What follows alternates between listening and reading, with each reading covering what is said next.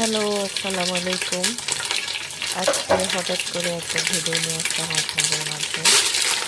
আজকে বাসায় কিছু রান্নাবান্না করছিলাম। তো ভাবলাম সেগুলো আপনাদের সাথে শেয়ার করি।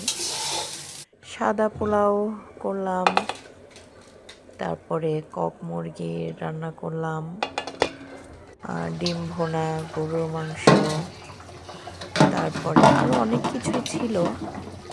সেগুলো আসলে ওভাবে আমি ভিডিও করতে পারি নাই। এজন্য আর ওইভাবে তোলাও হয় নাই।